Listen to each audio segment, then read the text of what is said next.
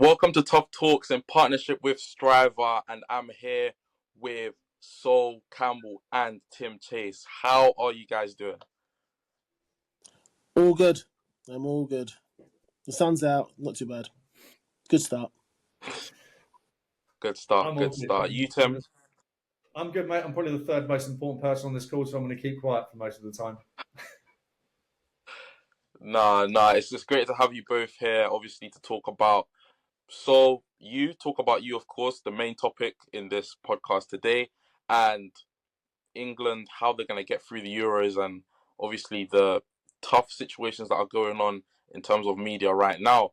But first of all, I'd like to ask you, talk about how it was when you first got that first call up to the England squad. Who were you with? What were you doing? What did you do after? Tell us. Wow. Guys, a long time ago. I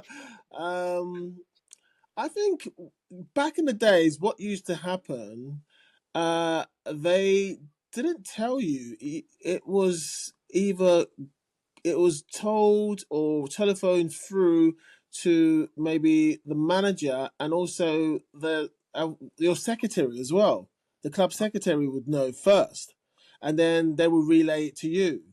And as time went on, as some managers got, a bit more relaxed, they would sometimes text you the text that is coming in, or WhatsApp it was text back then, so you get text by the FA secretary to straight to your phone and things like that. That's when you used to know. But before, it used to go through the manager and the club secretary, and that's how you used to find out back in the days. So who was the manager? Who was the manager? I guess you would have been at Spurs then. Who was the manager that gave you your first call up? Did you kind of go? Did you kind of play it all cool and go, "Listen, Sol, I've got some news"? No, not press. No, he would tell you in person, but it would go through the club secretary, and they would just either text you, or just quickly chat, blah blah. And then I think, and also a letter used to come out as well. A letter used to receive a letter. Did you keep the letter? No, that's mental. Yeah. Huh? Did you keep the letter? What's that? Did you keep the letter? No. No, I didn't keep letters. No, yeah, because I had a lot of letters. I know it's nice to get the first one, but it's just a letter comes in. You've been, selected. Blah blah blah. It's Remember, by then I was already playing for England from the age, started at the age of 14. So it's just another step up for me. Something that I wanted to do, and I was prepared for that. And I was prepared for that through leadership and just how I conducted myself, and that it was. I'm not saying I took it for granted, but I was prepared for it when it did arrive. No, of course, because you've just mentioned now you've just mentioned you've been there since you were 14. That's like obviously a long time. Obviously, you've gone through the ranks. I'm assuming you've played for. Did you play for each and every level? Yeah, I played. I got in at Liddershaw, and you represent England. My first tour was the Scandinavia tour. That's where you play Denmark, Sweden, Finland, Norway. Yeah, all the Scandinavian countries, Iceland. So and that was my first tour. It was called a Nordic tour, and you couldn't. You could participate, but you couldn't win it. When we did first entered, we did win it. We came first, but I can't remember who came second. Obviously, the second country won. So we could enter, but we could never win it. Was there a reason for that you couldn't win? It's a Nordic tour. We were invited to come along. So it was, we could never win it. We can come top, visually, but we could never win it. Fair enough. I mean. Yeah, I think we're almost like almost a team that is country just coming in to kind of make up the numbers, a competitive number.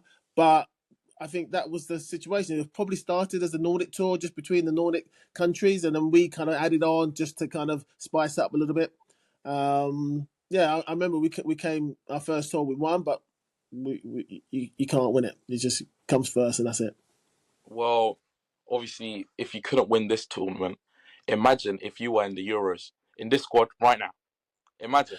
You get to the final. Well, I'll be saying to myself, we got a bloody good chance here.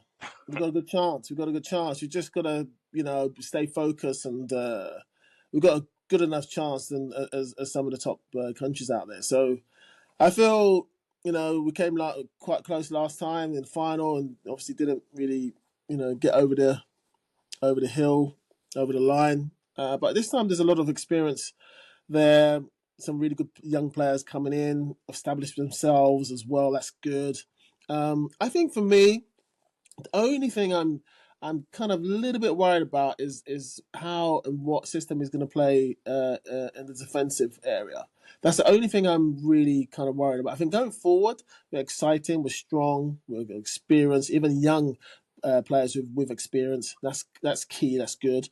Obviously Harry at the front, he's done incredibly well for Bayern. Even though he's not won anything, he'd be hungry to kind of top this off, because there's not many competitions. Maybe squeeze another World Cup in. And I don't know if it's going to be his last Euros after this. I'm not too sure, but he'd be hungry to kind of get something and really prove that he wants to win something for the end of the season as well.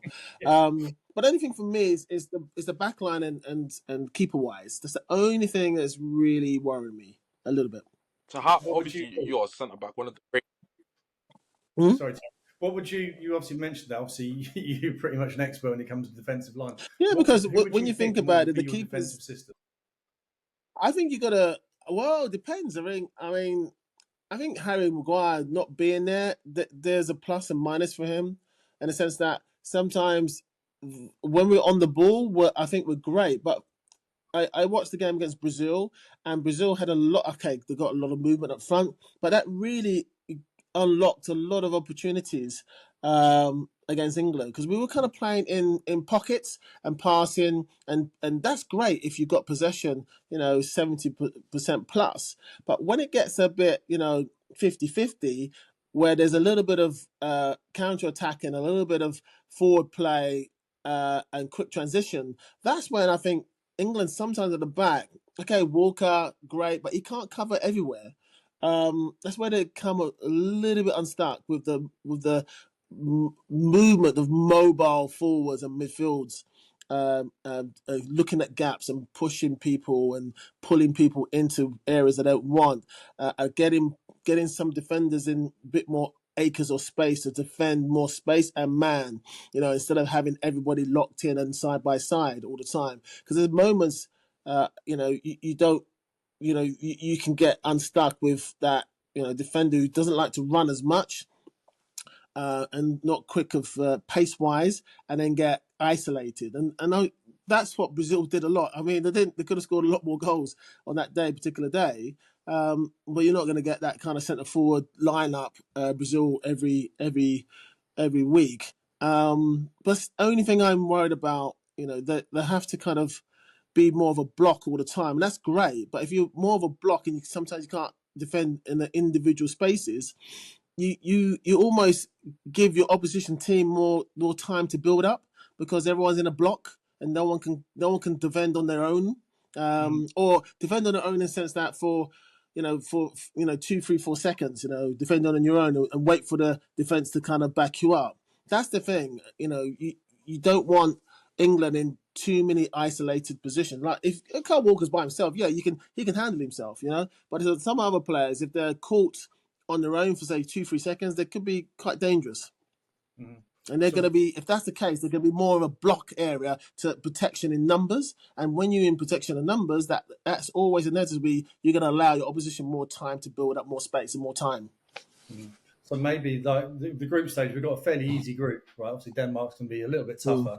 But we do have a fairly easy group, so it's kind of like, I guess what you're saying is, there won't be a problem. But when we get to the later stages, when we have someone like France or Spain, if we play against those guys, we have a lot more movement up front. We'll probably need to change our defensive strategy.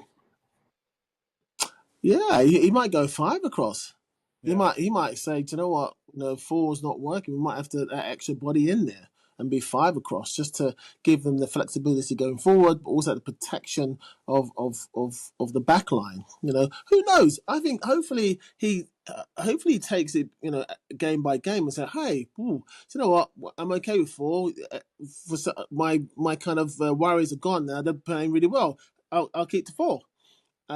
If he if something changes, he might say, "Do you know what? I might need Kyle Walker in the middle of the park, or a free centre halves, just to protect with a little bit more pace, just in case."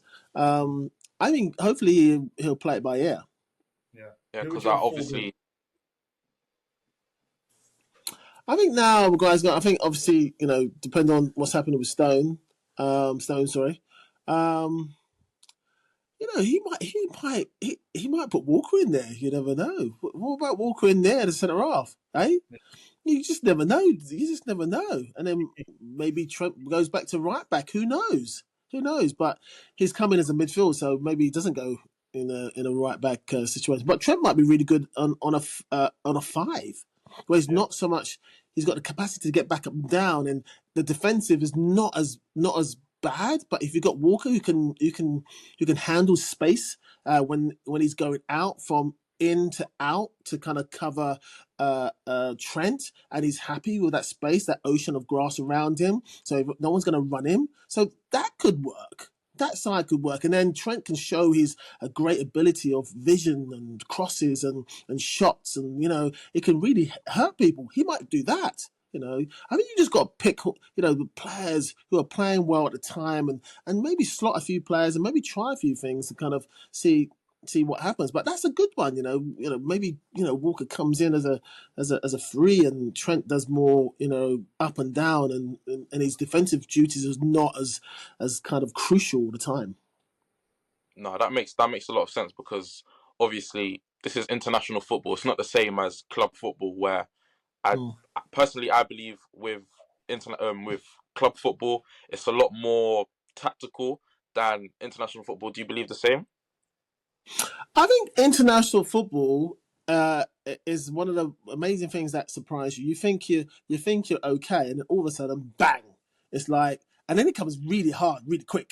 For some reason, I don't know. And then you are technically playing the best of the best, and they've got a pride. You've got passion in there. So you're playing against teams of, the team and individuals might have incredible passion for the country, and you got to beat that sometimes.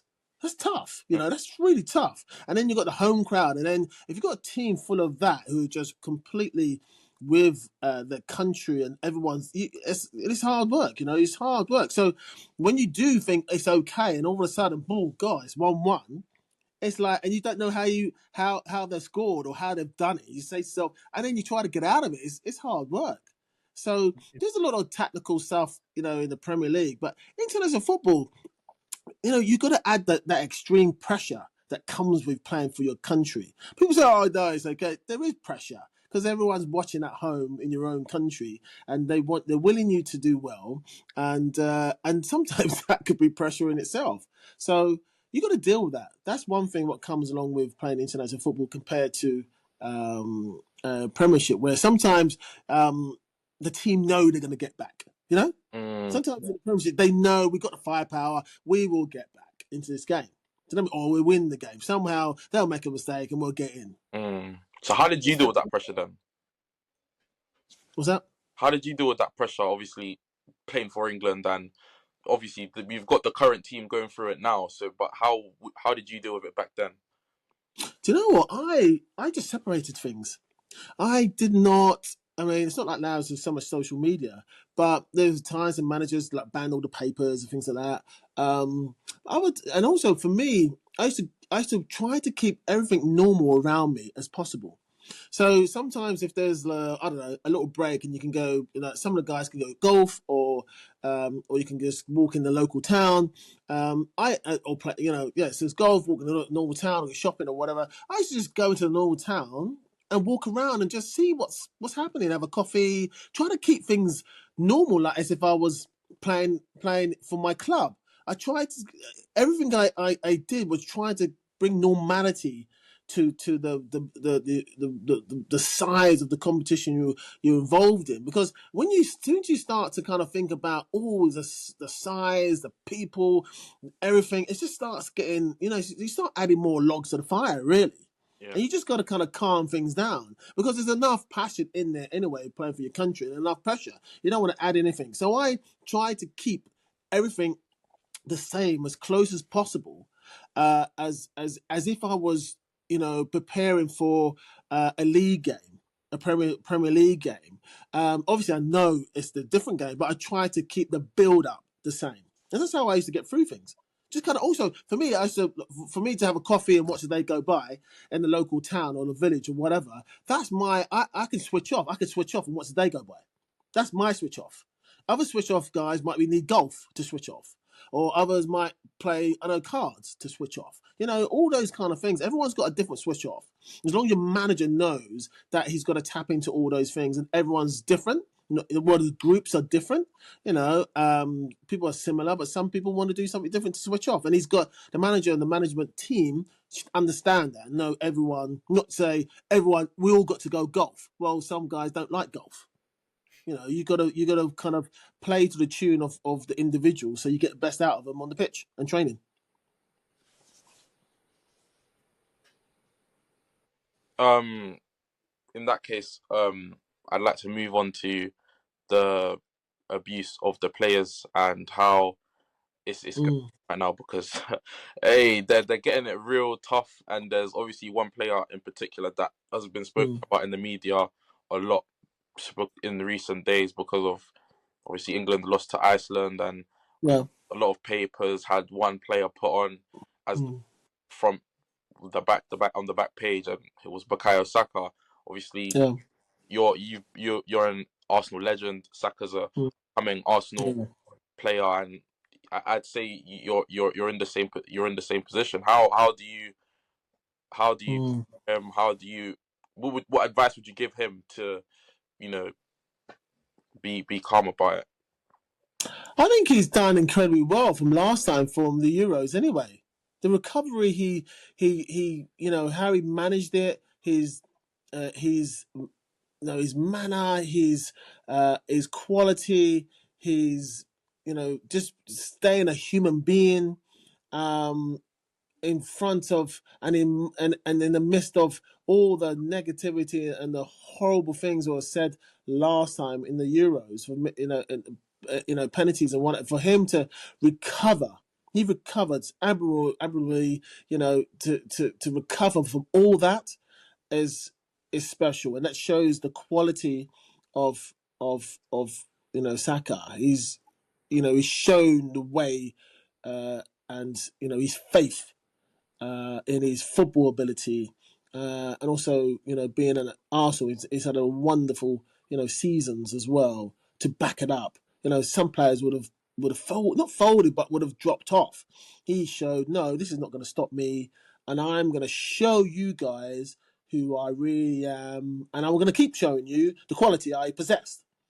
And for me, I saw that articles, and I said to myself, what possesses someone to kind of put that frame together? Or it's almost like they collaborated and said, this is the way we're going to go. If they win, we put someone else in. If they lose, we put him in.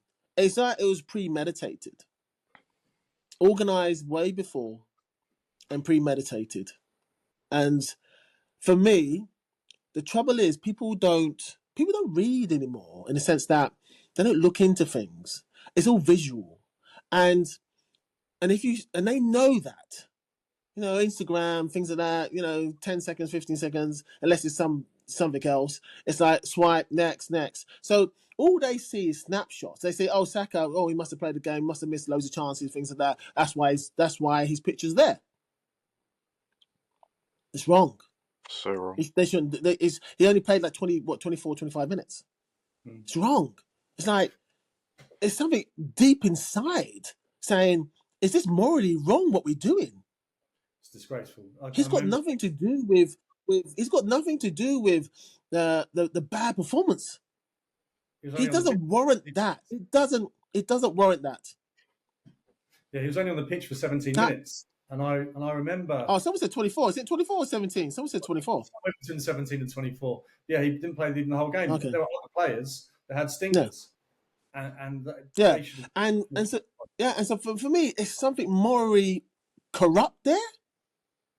It's like, come on, guys. Well, I remember Move on from this. This is stereotypical. This is clubbing up. This is organized. That was organized. That was pre-organized. It's either if we win, we put another face there. If we lose, we put his face there. I bet even if he didn't come on, they'd probably pitch him on the bench being unhappy and like, oh, he didn't come on and they lost as well. I don't know. Who knows? It's like, I don't understand where they're taking it. I don't know why whoever does the title. I mean, there's different people, different departments putting things together in newspaper articles. But you say to yourself, that's premeditated. You can't. He's got nothing to do. He's a part of England, but he's got nothing to do. The way people look now, they say he must have been the main culprit because his pictures everywhere. I was looking through some obviously reactions, and there were many people saying that, obviously, like agreeing with you in terms of how it's premeditated, but also like there's a strategy behind it. So obviously, as an Arsenal fan, I think out of some of the big clubs in England, we are kind of the most emotional, and like we always whatever happens, especially through things like Twitter, for example, the Twitter football fans from Arsenal especially, we are quite emotional, and we always anything that happens, we always just react to it, and it's like sometimes we just can't control it, and when it's coming from a Highland player that we've obviously seen growing and build up squad, so it's like we're an easy target. So it's like a kind of strategy whereby they put him as the main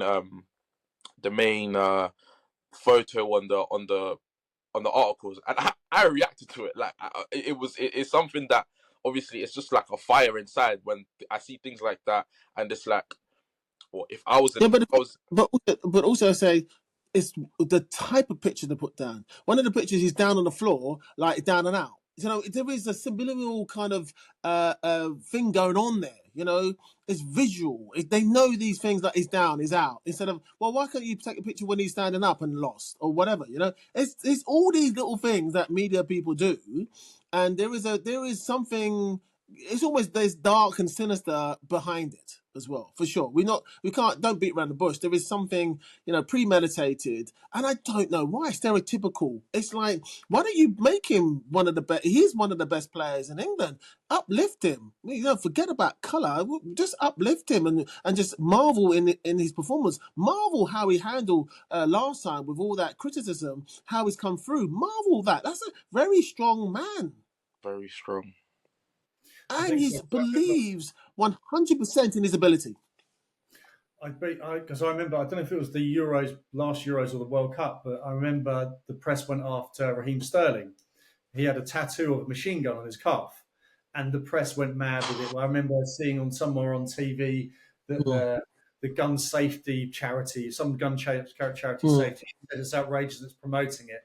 And he actually put out an article, or someone in PR within the England team put out a press article saying, look, I remember when my mum used to we'd moved over from Jamaica, I think it was, because I saw my father getting murdered with that gun. The reason why I have that gun tattooed on my calf is that gun almost ruined my life. I saw my father get murdered with that gun. That's a reminder to my father of my father to remind me of him, but also remind me of how far I've come. Now you go, oh, well, now I feel like a bit of not a great person for saying that he was doing it for other reasons. It's his body, he can do whatever he wants. But then it was all the other things, like there was articles saying, I think he flew EasyJet to somewhere. And someone said, this Premier League footballer slums it on EasyJet. Well, if you've got a private jet somewhere, say it was going to, I don't know, Ibiza or something, well, then they would have gone after him because private jet loading it up and loading it up. But also, remember before when he said before when he bought houses for his families, like they're kind of going off on him. But that's a nice thing to do. How can that be wrong? But they turned it into something else. Yeah. How can he spend all that? Blah blah blah. Yeah, and there's people. That's the thing for me. Like there is a dark side to the media, and for me that, and it's not balanced anymore. it's me personally. I think it's got even more. I think it's got worse. I think it's got worse as the social media has bloomed. As players have almost don't need to tap into the newspaper. They've got their own mediums now. Some of the players now with 2, 3, 4, 5, 10 million people following, they can actually be their own media companies. So it's almost like them and us, and it's almost like they're kind of anything does go wrong. It's like, right, it's the time for us to kind of let's put some nails in. Do you know what I mean? Let's make let's make it difficult through our news readership or whatever. I don't know. It just doesn't sit well with me. I think there is ulterior motive going on, and I think there should be more balance. Even in the right wing papers or right wing outlets, just be more balanced. Come on, be more balanced. We've not even started a competition, and just have some common sense. Come on, what are you trying to do? Like he's only played 20 odd minutes. Come on, if he played the 90 minutes and he missed 2 free sitters and things like that and couldn't put no passes together and let someone run off him that scored goals or all these kind of things, then I said, you know what, I understand that, but he didn't do that. I think you're right. I think it's they're fighting with social media now, aren't they? They've also got all these social channels which get all the attention. They're all kind of like, they know you edit your video, so the first 3 seconds are super captivating, so that makes you watch the rest of the video. And it's like the photos are the equivalent of that. They make something so outrageous with the headlines that you have to then read the rest of the article. But the problem is, as you said earlier, not everyone reads the article. People don't read. No. That's the thing. People don't read history, all sorts of things. There's kind of things. People just don't read. It's visual. Yeah, that's how it's clicks. It's visual. It's clicks and eyeballs and 5 seconds here and then move on next. Swiping. Don't read in depth. So obviously some people, but people, if they read more, they can go into the article and then 9 times out of 10 the title is nothing to do with the actual main body of the actual article. It's totally different. The same thing. It's the same thing with even transfers now. With transfers, they'll put something like I don't know. For example, with Sesko, one of them, I think John Cross, he was saying that Arsenal have already to bid £45 million, and Sesko's been given the green light to move, right? And then when you look through the article, like there's not even a mention of Arsenal putting bids or that. So it's literally clicks of you put something like that, and then there's when you actually read the article, there's nothing, or there's something relating to it, but it's not. Do you get me? It's not the main topic. And as you said, literally for clicks. And when it comes to abuse of players, which is something that I'm getting passionate about now because it's happening to obviously a player that I'm of a club that I support and someone that I've obviously looked up to, and now he's receiving that on the back of everything that he's done for the nation. It's just annoying. It's just annoying to watch. Tell me something. If Saka was at Man United, do you think he'd be receiving this type of, or Liverpool, do you think he'd be receiving this type of abuse? I think at Liverpool he wouldn't. At United he would, because Rashford is getting that same abuse, and he's done. I'd say he's done. Yeah, Rashford had to kind of play really, really, really bad for a really, really long time for it to kind of kick in. I think it would have been given quarter, definitely at Liverpool and definitely at Man United, more than Arsenal for some reason. In my opinion, this is my opinion and my opinion only, no one else's. And if you have the same opinion, please say. But I do believe we are I'd say we're the most targeted in terms of performing. Like if we perform well, there's always something bad about it. Like for example, with Jamie Carragher, when obviously we won against Liverpool, big win, big 3 points, but Carragher had to go about the Ødegaard camera, and it became a whole thing. We couldn't celebrate the win because someone was talking about a camera, someone taking pictures. That's nonsense. The trouble is there's no balance on Sky TV. So like, what are you talking about, Carragher? He's talking rubbish. Just move on. Yeah, it's so biased. It's like you've got to be unbiased. But it's allowed to continue. I've known Carragher for a long time, and you just say to yourself, come on, move on. You know what I mean? And like you look at, say, well, at one stage Liverpool were up there and then they've lost. So well, haven't they bottled it as well? Speak on it. Speak. You know what I mean? But us, we've bottled it last year. But Liverpool, have you not bottled it? You had a good thing going on, but you allowed it to kind of slip out and slip away.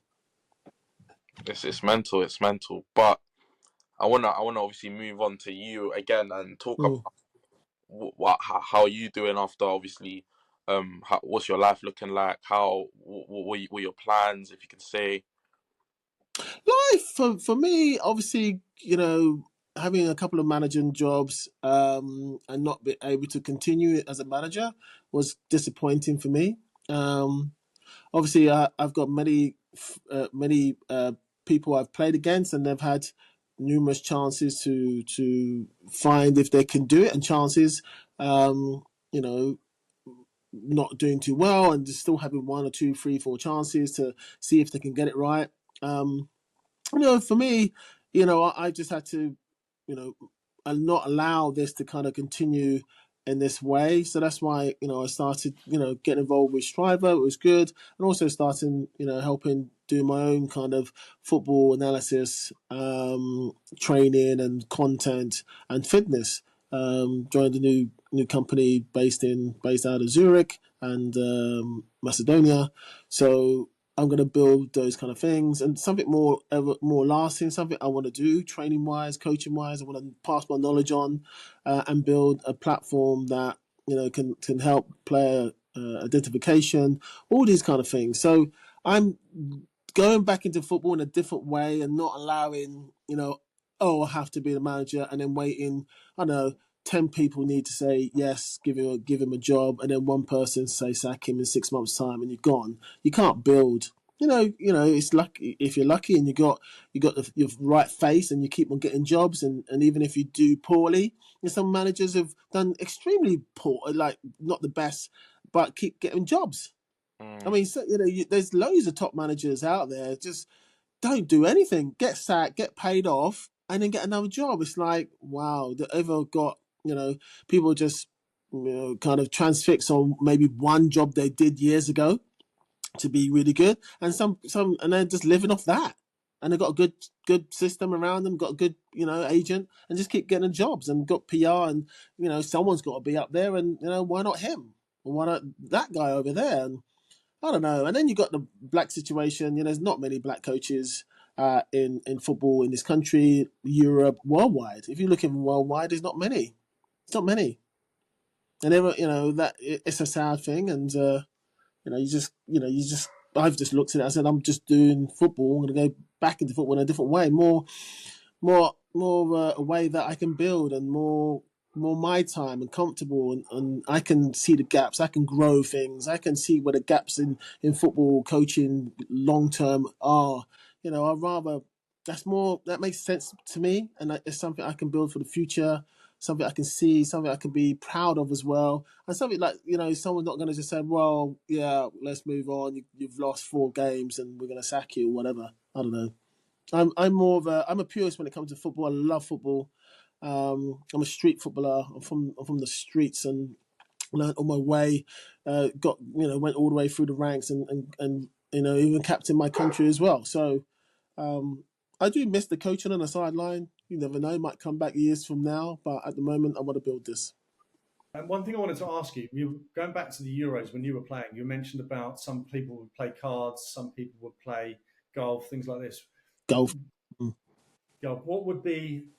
Which coach do you think nailed it in terms of looking after the players and understanding that the players need to, like what you said, look, they don't, I imagine, you don't need to be hyped up anymore about how exciting and important this game is. Like you said, you need to be brought back down again. Which coach do you think that you worked with, it might have been in the World Cup camp, do you think actually understood what the players needed? I think definitely Venables, when I first got there, he knew how to manage the players. Because there's a lot of characters there, big characters, and he managed that. And also, I'll say Hodder was decent as well on that. He was decent. Hodder was decent at that. Yeah. Okay, cool. Final question. Yeah. Would you trade the Invincibles for a Euros trophy? I would trade. For England Euros. Yeah. So if you were in this squad right now, would you take the Euros trophy, or would you just keep the Invincibles and the Euros trophy? I would just win the league and then win the Euros because it doesn't come around all the time. It's something special for your country. Yeah. No, you said Invincible, go all season winning. Yeah, or you win the Euros. You can lose a few times. You can lose a few times and still win the league. That's not the question, Sol. I mean, technical there. I can see what you were doing. Not winning the league. Yeah, you can be an Invincible or you can win the Euros. If I won the league a few times, I'll take Euros. Okay. I'll take Would Euros. you swap the Euros? Because you want the whole bag, you want the whole selection. Those World Cup things are missing. They're missing. That's a tough question, mate. Some players get all. Some players get literally win everything. Everything. Yeah. Some players win it early doors as well. What about Invincible World Cup? World Cup special. Come on. Mm-hmm. Yeah. If you've won the league a few times, I don't need to win every single game and be invincible. But the World Cup comes, you might have 2 chances of that, and that's it in your career. Bang, finish. Yeah. You can win. You've got 20. If you're in the right team, you've got 15, 20 years to win the league. 15 times. If you're in the right, if you're in the right football team, it's not bad. And then World Cup, you got 2, twice, and that's it. Max. Some people do 3, some people do 4, but most people do like 2/3 World Cups, and that's it. Finish. True story. Fair enough. I imagine you'll text me later to say, I've changed my mind. It's a tough question, though, right? No. It's just if you in 15 years, if you're in the right team, you can win the league like 4, 5, 6 times. I mean, and then say, remember, sometimes people like say, people don't. Yeah, right. He got into one squad. He's never been in international competition. No. Yeah, right. He's never played the international competition. He got in last time like 98 and got injured. Yeah, I remember. Yeah, was it Italy? No, that was France World Cup, and then after that was Holland and Belgium Euros. I think it was against Italy. 96. He didn't go on. He's not played. Right. Yeah. He played the World Cup. Then obviously your teammates. You've got Thierry, Vieira, and Gilberto that have been invincible and won the World Cup. Yeah. And Thierry's won the European Cup as well. So It's like if you're at the right team at the right moment, that's what it's all about. Are you talking about me or someone else? Well, no, like Trent. Look at Trent. He's like Trent or Foden. Do you know what I mean? They've won frigging everything. Do you know what I mean? They're like, under 25. Crazy. It's crazy. No, it's not. No, it's cool. Thank you so much. Yeah, man. Peace. Nice to meet you.